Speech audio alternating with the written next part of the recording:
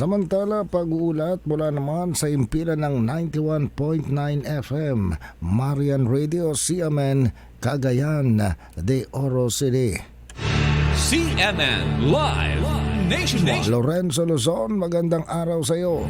Magandang umaga, Ariel. Magandang araw, Pilipinas. Matapos nabulabog ang libu-libong pasahero sa inilunsad na transport strike ng mga PUJ Drivers at Operators Associations dito sa Cagayan de Oro, kaagad pinasuspindi ng Land Transportation Franchising and Regulatory Board Region 10 ang implementasyon ng panibagong Local Public Transport Route Plan o LPTRP. Nung nakarang araw, labis na napuresyo ang mga commuters ng PUJ, may mga naligaw, karamihan late sa trabaho dahil walang namamasada. Umalma ang PUJ Drivers at Operators Associations sa planong Public Transport Modernization Program na kung saan nirelocate sa mga hinterland barangays ang ruta ng karamihan sa kanila bilang PUJ operators at mga bagong baby bus ang pinapalit sa kanilang ruta. Sa dati nilang ruta, magiging patas lang di umano ang kanilang hirap sa pamamasada sa kikitain, ngunit sa panibagong ruta, halos wala na umano silang mapipick up na pasahero. Nabulabog rin ang mga commuters dahil ay nila walang sapat na public consultation o extensive information drive bago pinapatupad ang nasabing new road plan ng Roads and Traffic Administration, LTFRB at City Government. Sa Indefinite Status Quo Order na pinalabas ni LTFRB Region 10 Director Abu Samin Matuan, kaagad pinabalik sa dati nilang ruta ang mga public utility jeepneys.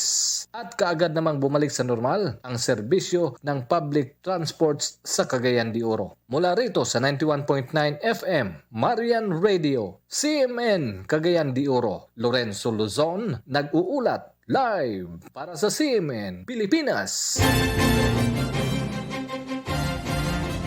Maraming salamat, Lorenzo Luzon. Mula po naman sa impilan ng Marian Radio, ang CMN Cagayan de Oro City.